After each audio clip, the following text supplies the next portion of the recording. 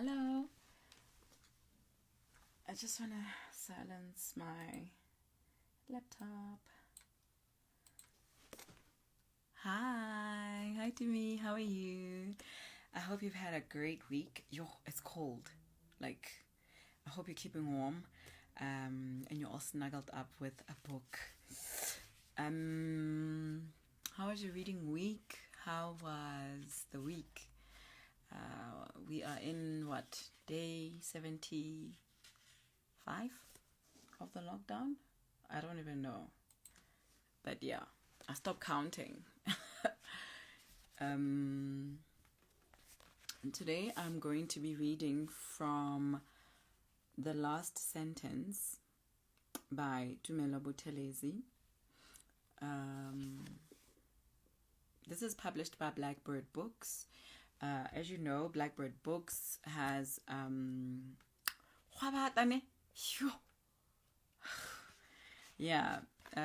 says it's very cold in Bloemfontein. Yeah. Guys, we must keep warm this winter. It's going to be bad. I haven't read this book yet. I have a few Blackbird Books titles that I have read. Hi, Simule. But this one is not one of them. So I will be sampling for you, just like I've been doing with all the other books that I haven't read. I actually did put like the hello Lundi. I did put the Blackbird Books titles separately, but now I've just taken everything down. But yeah, I thought today, let me just read something quick. It's very small. It's about 183 pages. So it's very small, it's very quick, and it's one of those designs that are thin and they can fit in your pocket, or they just slide very easily into your bag. But yeah, and this was published in 2018. I got this same year. But yeah, I haven't read it. I have a lot of books that I haven't read, guys. But yeah, this is the live book readings are a way for me to encourage you guys to read different books, or for you to decide if you actually are interested in reading a book, or this particular book, or any other of the ones that I've saved on the IGTV. That's the whole point of it.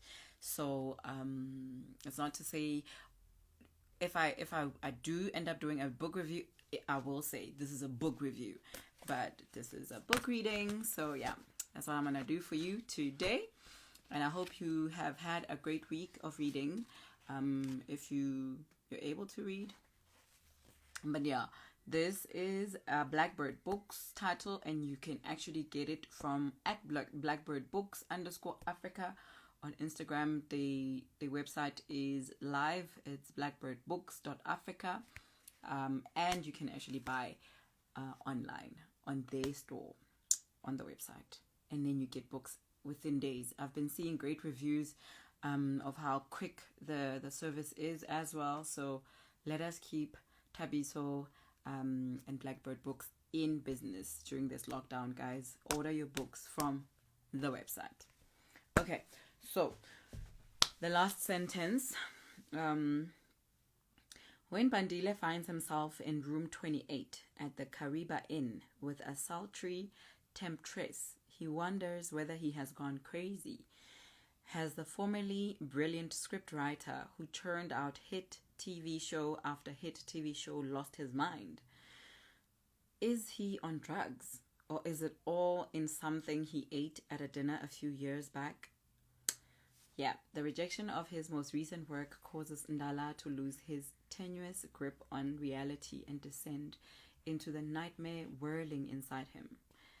So yeah, Bandile Ndala is a washed-up writer who now struggles with substance abuse, anxiety, and depression. So yes, for those who just joined, I'm reading The Last Sentence by Tumelo Buthelezi, and this is a Blackbird Books title.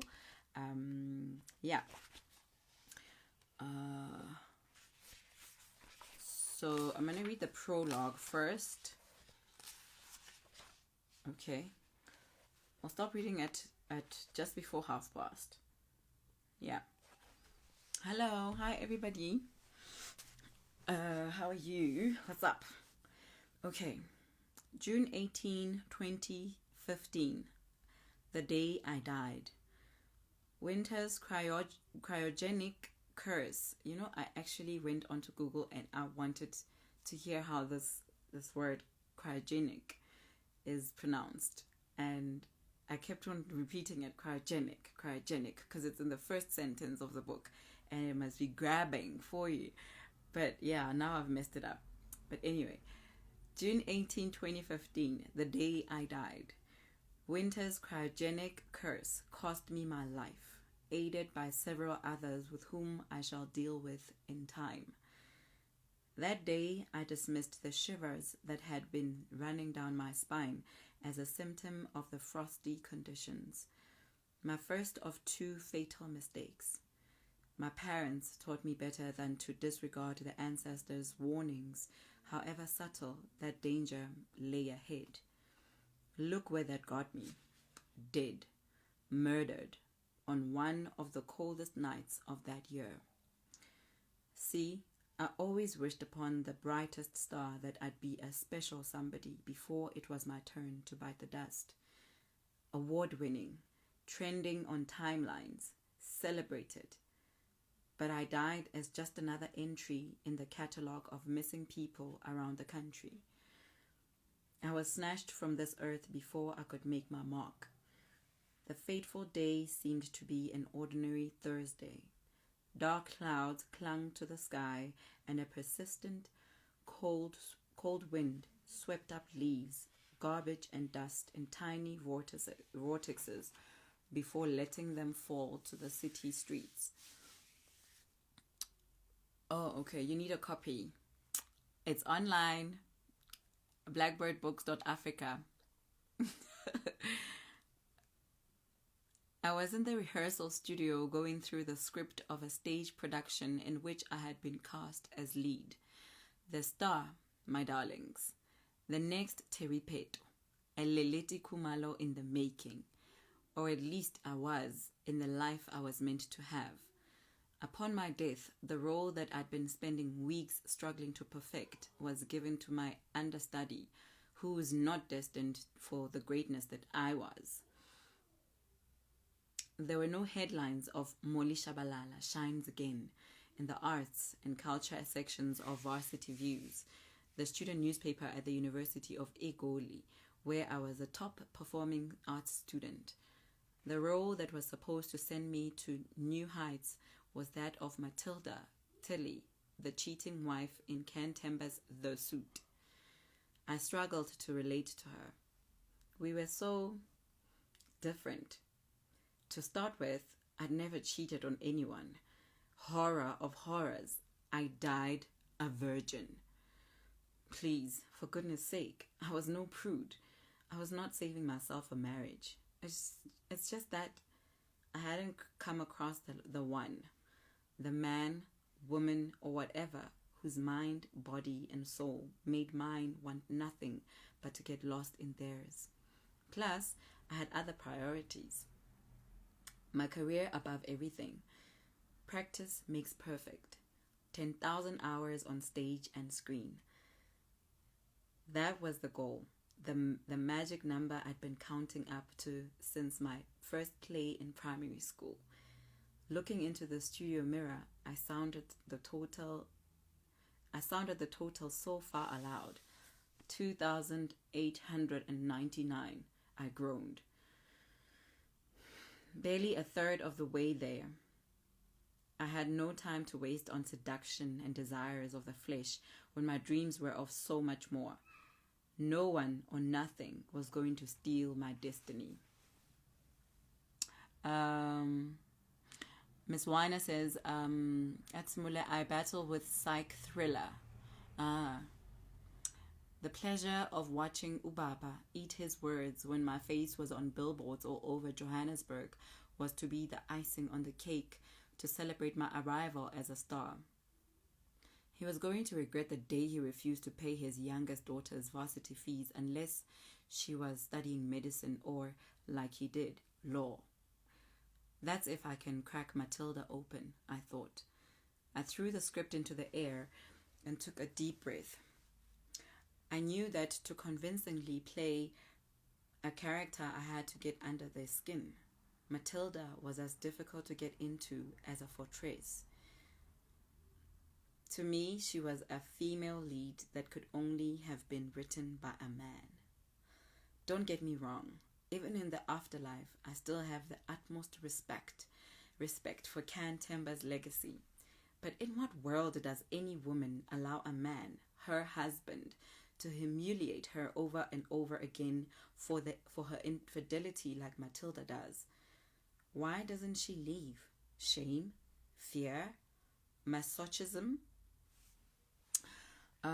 So I just remembered that the character that's been spoken about is that one that I read last week, on the dress that fed the suit by Zukiswa Warner.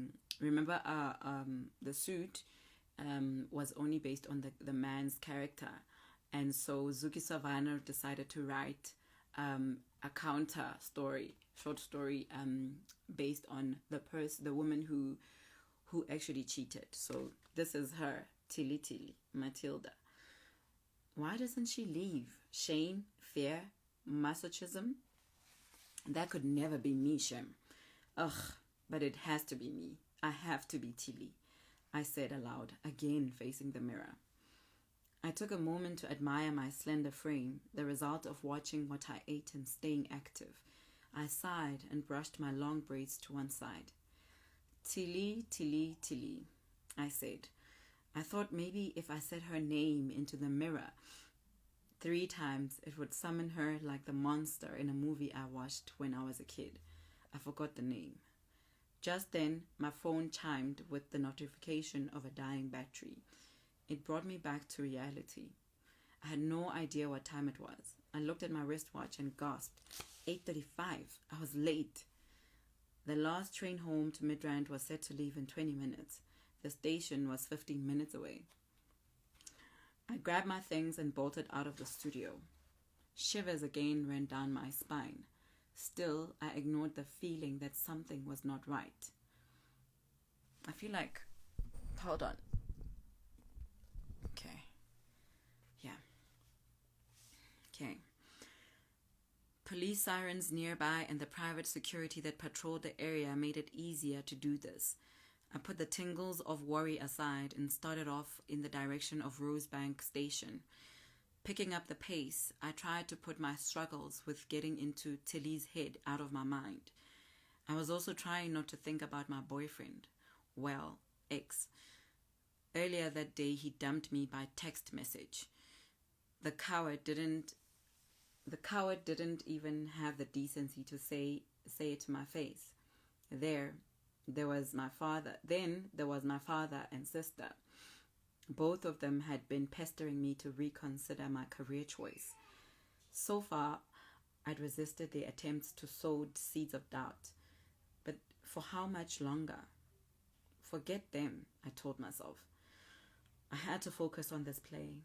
It was going to be the next step in my journey to success and touring the world. I walked quickly, not out of fear, but by muscle memory. One of the benefits of growing up in a small town in KwaZulu-Natal, where I had no choice but to walk to the shops, school, and church, was that I could easily and quickly cover long distances on foot. My feet glided over the pavement with the vitality of youth as I weaved through back streets to take the shortest route. With 7 minutes left until I got to the station, I began to worry that I might not make it in time. That's when I decided to take a shortcut through the Central Park. My second and final fatal mistake. I didn't know that 4 pairs of eyes had been waiting for someone like me to pass by the trees behind which they were hiding. Those eyes were now fixed on me as I walked towards them. Make it to the station on time. then home to a bubble bath and relaxing music. That's all I was thinking. Unaware I was at death's door. I was imagining warm, soapy water against my skin. So preoccupied was I that my mind barely had a chance to process the emergence of a shadow creeping swiftly towards me. It belonged to a masked man. In seconds, the man had launched himself at me and knocked me over. He was on top of me and had me pinned to the ground before I even understood what was happening. Got her, I heard him say to his accomplices. The thug fixed his hands around my throat and slammed my head into the cobblestone. I saw stars. His accomplice put into my mouth a dirty cloth that smelled of petrol, then put his greasy hand over it. The fumes made me choke and my eyes water.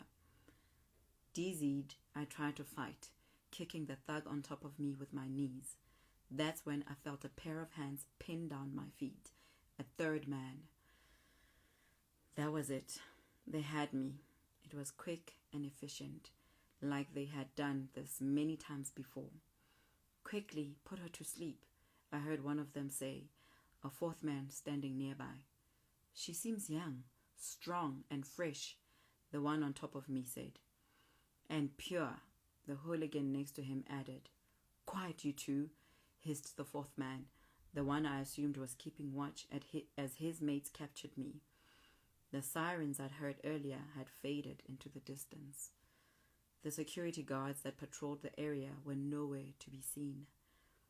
The wound at the back of my head ached, and each breath of air I tried to take to let out a cry for help was filled with disorienting petrol fumes. As the masked man on top of me squeezed my neck harder, cutting off my air supply with his bare hands, the life I could have had flashed before me. I felt cheated. Even though I had to accept that the gangsters were going to steal my body, I refused to let them steal my dreams of becoming a star. I refused to let the hard work I had put in and my dedication to my craft die with me. My final living thought as a mortal was that of vengeance. The people responsible for my death will pay, somehow. I clung onto it tightly as my eyes rolled into the back of my skull and my body went limp. That is the prologue.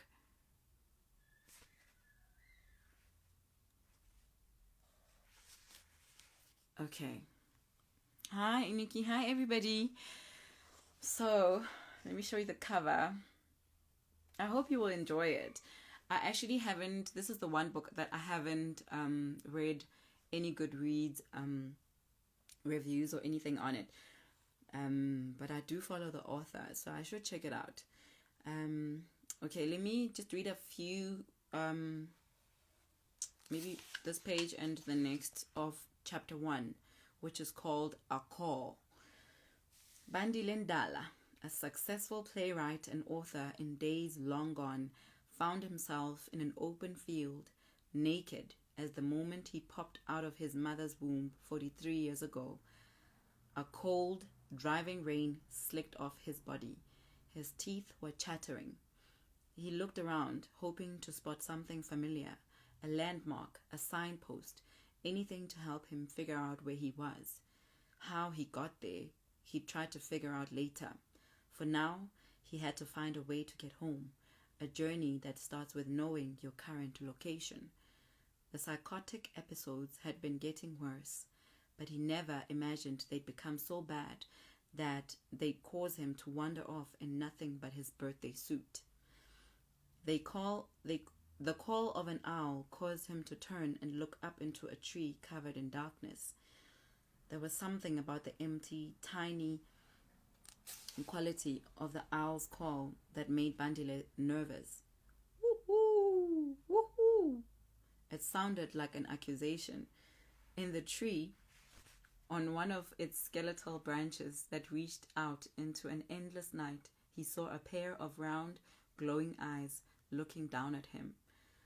The rest of the owl he could not see, its tar-black feathers blending into the darkness. The sight caused his blood to run cold. He knew owls to be omens of bad luck. Black owls, he thought, surely must be the devil himself paying a visit. "Come to me," he heard a voice say, a woman's voice. It was warm and inviting, irresistible, in fact. He thought it was coming from the owl. Talking owls. He almost laughed out loud, thinking that the cheese had finally well and truly slipped out of his sandwich. But when the woman repeated herself, it became clear that her voice was coming from somewhere behind the tree. He felt his body move on its own, manipulated by the woman's voice. There, behind the tree, a few steps away, he made out the shadowy figure of a woman with long braids. The owl called once more again. Wait. Now I'm just okay, let me just read. There, behind the tree, a few steps away, he made out the shadowy figure of a woman with long braids.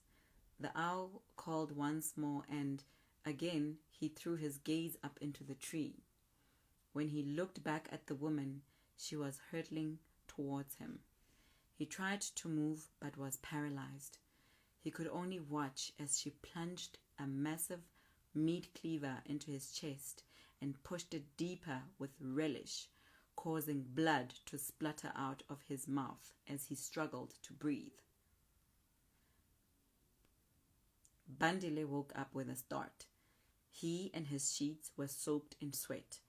He rubbed his chest where the knife in the dream had pierced his body. It ached and itched, the sensation of a healing wound. Again, he exhaled. Different night, the same nightmare. The same dull, cleaver-shaped pain below his left collarbone. It was still night. The full moon slipped between gaps in the blinds and bathed the room in half light. Bandile fumbled for the cell phone he knew was resting next to the pillow on the cold side of the bed, where Zoleka used to sleep. He felt for a moment pangs of longing for her, his wife, his soon-to-be ex-wife.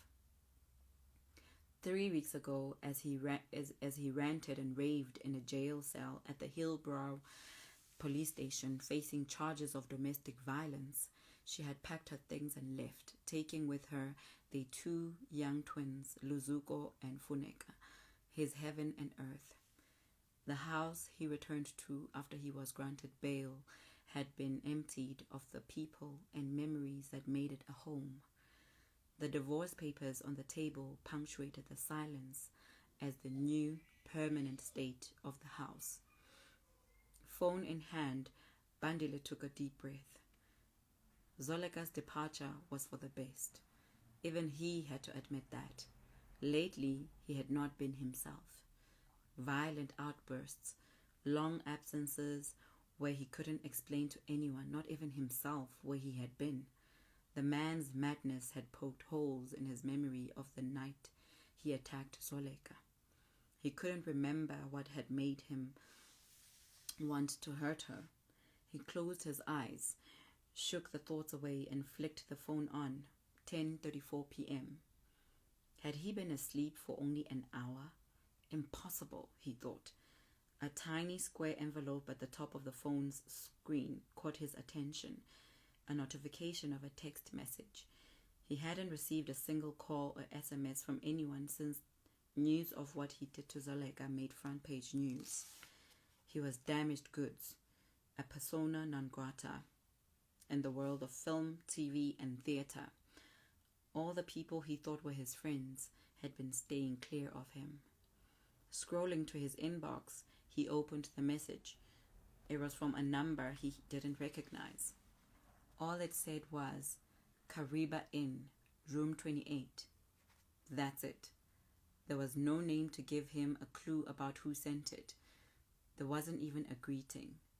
Could he even be sure it was for him? He was about to ignore it and attempt to return to sleep when he heard her again, the woman from his recurring nightmare. "Come to me," she said. Bandile jumped out of bed and switched on the lights. He looked around the room, adorned with luxuries that he could no longer afford to maintain. There was no one else with him, no doubt about that. A semi-religious man, the kind who only remembered his Lord and Savior in times of need, Bandile had been praying about his problems, praying for deliverance. He knew that God worked in mysterious ways, but only figures in biblical tales like Noah and Moses heard the voice of God telling them what to do, not real-life people in the year 2020. If you're hearing voices, Anno Domini, you've definitely lost the plot, he thought. "I said, come to me," the woman said. Her voice was more stern but still pleasant to the ear, harmonious and tempting. It took every bit of will Bandile had to keep his body from obeying. He pinched himself. It hurt. Whatever. Surely he was still dreaming. A dream within a dream. A lucid dream. "You're not dreaming, Bandi, my nunus. In fact, you have just woken up to a new world, a reality beyond your wildest dreams," the disembodied woman in his room said, replying to his thoughts. "No," Bandile snapped, pacing back and forth. He was running through a list of the nearest psychiatric facilities in his mind. That's where he was convinced he should go, not room 28 at the Kariba Inn. "Come to me," she said softly, "and I will make your pen sing again." The words caused Bandile to stop in his tracks. He'd been struggling for months to choke a decent sentence out of his pen. His study was a mess of papers stained by one stillborn story after the other, of mind maps that led to dead ends, character sketches that fell apart. "This has to be a dream," he said, aloud. "Fine," the voice said, a hint of exasperation peeking through the sweetness. "Have it your way. On my signal, you will come to me." The snapping of fingers broke the fleeting silence that followed. The sound echoed in Bandile's brain and cascaded down the rest of his body, suddenly rendered a marionette on a puppeteer's strings. Bandile took out his phone to search for the address of the Kariba Inn. That was my reading of The Last Sentence by Tumelo Buthelezi, published by Blackbird Books. So what I think is going to happen, since you and I haven't read this book, this guy, because he's a playwright, with the prologue, meaning that the girl who started the story has died, means that she is now, because remember in the end she said someone will pay. The people who are responsible for her death are going to pay somehow. So somehow means she's going to come in as a ghost, and she's going to make sure that someone knows about her. So I think Bandile, his return to glory, his glory days are going to be writing this this theater production or this movie or whatever, because he's in film and theater. I'm just going through a whole bunch of stuff. I don't know about you guys, but yes. So that is what I think is going to happen, because he's also going through his own things. So now it seems like he's actually going crazy, but it's not so, I think. But yeah, he's got depression, and because of his divorce, or his upcoming divorce. Yeah, sure. Okay, and this is actually a debut novel from Tumelo Buthelezi, who is from Sebokeng in the Vaal, and he's a founding member of the Ink Gallery, a movement that promotes an interest in reading. Okay. So you can get your copy from at Blackbird Books _Africa on here on Instagram, or on at Blackbird Books website, which is blackbirdbooks.africa. They have started selling books directly from their website, so yeah, you can check that out. Let me do this. That is the cover. It's very tiny, actually. Can you give the name of the book you're currently reading? I forgot to write it the other day. Hi, Puleng. How are you guys?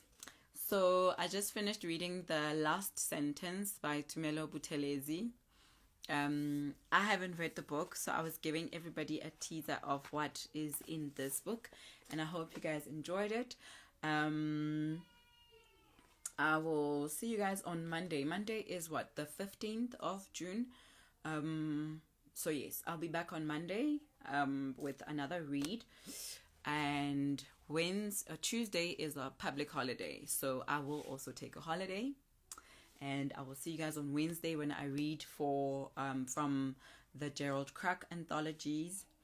But yeah, She Would Be King by Wayetu Moore is what Simula is currently reading.